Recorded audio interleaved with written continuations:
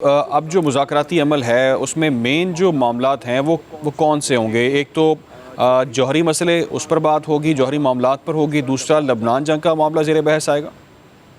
देखिए अली जो अभी इंटरनेशनल मीडिया ने जो रिपोर्ट किया, क्योंकि फर्स्ट हैंड इंफॉर्मेशन तो नहीं है, हम वहाँ पर मौजूद नहीं है, लेकिन जो इंटरनेशनल मीडिया ने रिपोर्ट किया है कि इनिशियल डिस्कशन जो है वो लेबनान पर होगी, क्योंकि ईरान उसको अपनी रेडलाइन तस्वर करता है। और अभी इस अमन मुआहदे के बाद भी हमने देखा कि नेतन्याहू ने एक मरतबा फिर कोशिश की कि किसी तरीके से जो है वो चीज़ों को फिर उसके ऊपर असरअंदाज हो और चीज़ें पॉजिटिव नोट पर आगे ना बढ़ें। लेकिन अच्छी चीज़ ये है कि अभी दोनों वफूद बैठ चुके हैं। सो जब हम गुफ्तगू कर रहे हैं वहाँ पर मुज़ाकरात का आगाज हो गया है। तो आई बिलीव कि इसके ऊपर सबसे पहले लेबनान के हवाले से ईरान अमेरिका से गारंटी चाहेगा कि जो कमिटमेंट्स अमेरिका ने की हैं अमन मुआहदे के अंदर, उसमें तो पहली चीज़ ही लेबनान के अंदर भी सीज फायर है, तमाम फ्रंट्स पर सीज फायर है। तो इसमें अमेरिका जो है वो मेक श्योर करे कि इजराइल वहाँ पर आगे कार्रवाइयाँ नहीं करेगा, इजराइल आगे जो है वो दोबारा इस तरह की कोई हरकत नहीं करेगा जिससे ये जो सारी एक्सरसाइज हुई है, ये जो है ये सारा प्रोसेस जो है वो सबोताज हो। तो पहली चीज़ तो यकीनी तौर पर ये होगी। इसके अलावा जो बात हो रही है कि ईरान के ऊपर जो सैंक्शंस हैं और ईरान की जो फ्लीट एसेट्स हैं उनके ऊपर गुफ्तगू की जाएगी। आई बिलीव कि जो जौहरी मामला है इसके ऊपर शायद अगले राउंड में गुफ्तगू हो। इनिशियली लेबनान और जो ईरान के ऊपर सैंक्शंस हैं ये वाली चीज़ें जो है इनके ऊपर गुफ्तगू होगी। और जो दूसरी टीम्स हैं, मतलब ये तो सराची साहब बताते खुद यहाँ पर हैं, इसके अलावा बाकिर गालिबाफ साहब हैं, उधर से जेडी वैंस की वटकॉफ और जेरेड कुश्तर है। इसके अलावा भी दोनों ममालिक से बड़ी टीम्स जो है वो यहाँ पर मौजूद हैं। वो बैठेंगी और वो टेक्निकल डिस्कशन जो है वो करेंगी कि चीज़ों को किस तरीके से एग्जीक्यूट करना है। और जैसे जैसे उसमें आगे कोई बड़ी चीज़ होती जाएगी तो मेरा ख्याल है कि फिर दोबारा इस तरह की बड़ी तकलीफ होगी। लेकिन चीज़ें इनिशिएट हो गई हैं आज, ये अच्छी चीज़ है। और जो इत्तलात इंटरनेशनल मीडिया के थ्रू मैं आपको दे रहा हूँ वो ये है कि इनिशियली लेबनान का मसला है और उसके बाद जो है वो गुफ्तगू होगी ईरान के ऊपर जो सैंक्शंस हैं और ईरान के जो फ्लीट एसेट्स हैं उनको किस तरीके से डीफ्रीज करना है, इस पर गुफ्तगू होगी।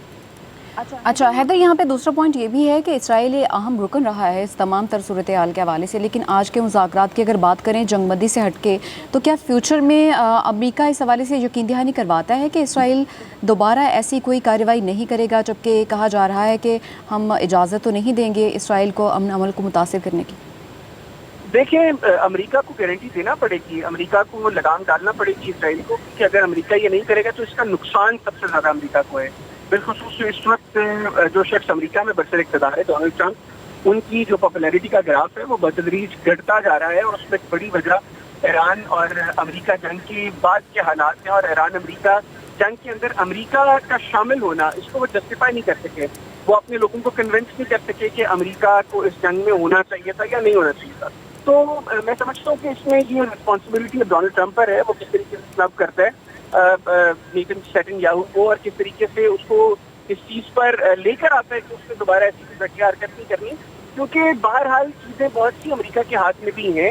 अमेरिका इजराइल को असलहा फराहम करता है, जिस असलहे का इस्तेमाल जो है वो इजराइल कर रहे हैं। नो डाउट बिजनेस भी वो बहुत कुछ बना रहे हैं, लेकिन अगर अमेरिका जो है वो इजराइल की पुष्ट से हाथ उठा देता है तो बड़ा मुश्किल होगा नेतन्याहू के लिए इस तरह की कोई हरकत करना। और कोई सीरियस शटअप कॉल अमेरिका से जाती है तो उसके बाद भी बहुत मुश्किल होगा, क्योंकि अमेरिका को भी अब फैसला करना है कि वो चीज़ों को अगर इस तरीके से कैरी करते हैं कि नेतन्याहू ये सब कुछ करता रहे और वो इधर जो है वो पीस टॉक्स भी करते रहे, तो ईरान की भी एक हाथ होगी वो सर पर जाने के बाद फिर चीज़ों को वो कह रहे हैं कि बैक टू द पवेलियन होंगी चीज़ें। तो अमेरिका इस चीज़ को जो है वो मैं नहीं समझता कि चाहता होगा कि दोबारा चीज़ें उस तरफ जाएं, क्योंकि बहुत हमने फ्रस्ट्रेशन देखी है गुज़श्ता चंद हफ्तों में डोनाल्ड ट्रंप के गुफ्तगू में। इवन जेडी वैंस ने भी इसराइल से मुतालिक जो गुफ्तगू की, कोई एक्सपेक्ट नहीं कर रहा था कि अमेरिका का सदर या अमेरिका का नायब सदर इसराइल के हवाले से इस तरह की गुफ्तगू करेगा। जो गुज़श्ता चंद हफ्तों में या स्पेशली पिछले 2-3 रोज में हमने जेडी वैंस की जो गुफ्तगू सुनी है। तो जब रिस्पॉन्सिबिलिटी तो बहरहाल अमेरिका पर है, क्योंकि वाहिद अमेरिका ही है, डोनाल्ड ट्रंप ही है जो नेतन्याहू को लगाम डाल सकता है। और अगर वो नहीं डालती तो आगे तक चीज़ें पॉजिटिवली आगे नहीं बढ़ेंगी और उसका बहुत ज़्यादा नुकसान डोनाल्ड ट्रंप को होगा।